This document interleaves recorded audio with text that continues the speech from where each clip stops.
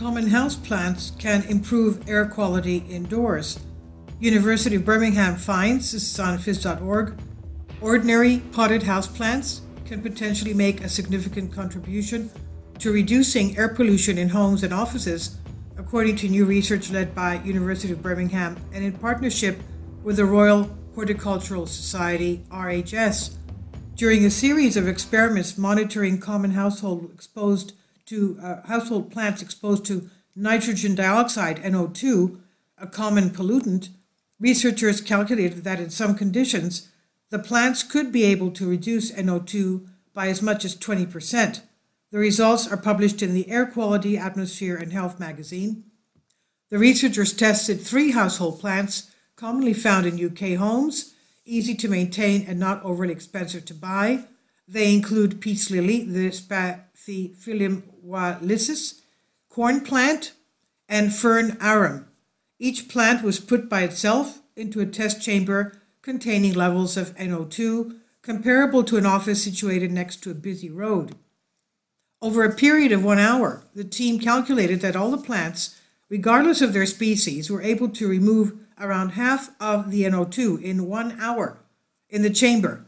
The performance of the plants was not dependent on the plant's environment, for example, whether it was in a light or dark condition, and whether the soil was wet or dry.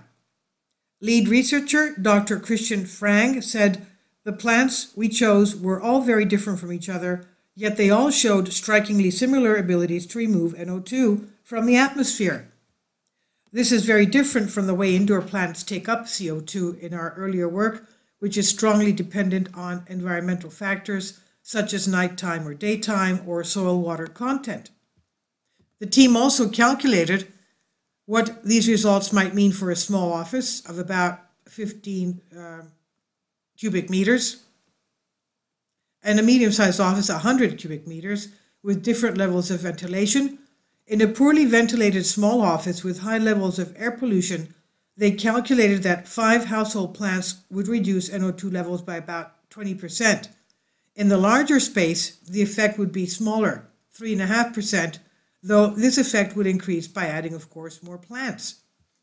While the effects of plants in reducing NO2 are clear, the precise mechanism by which they do this remains a mystery.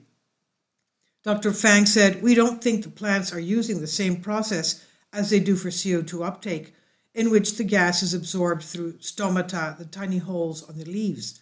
There was no indication, even during longer experiments, that our plants released NO2 back into the atmosphere, so there is likely a biological process taking place also involving the soil the plant grows in, but we don't know yet what it is."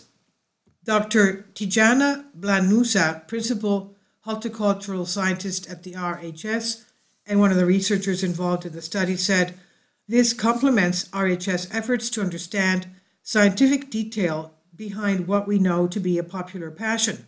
Understanding the limits of what we can expect from plants help us plan and advise on planting combinations that not only look good but also provide an important environmental service," she said. In the next phase of the research, the team will be designing sophisticated tools for modeling air quality indoors, encompassing a much wider range of variables. The new project, funded by the Met Office, will use mobile air quality measuring instruments to identify pollutants and test their effects in both residential and office spaces, producing a wealth of data to inform the tool's development. So this is by the University of Birmingham on phys.org. Please leave your comments and thank you for your support.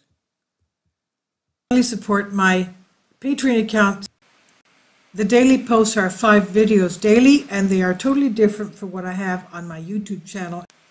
Thank you so much for your support and that you find all my content so interesting. You'll find the Patreon account details in the description box below.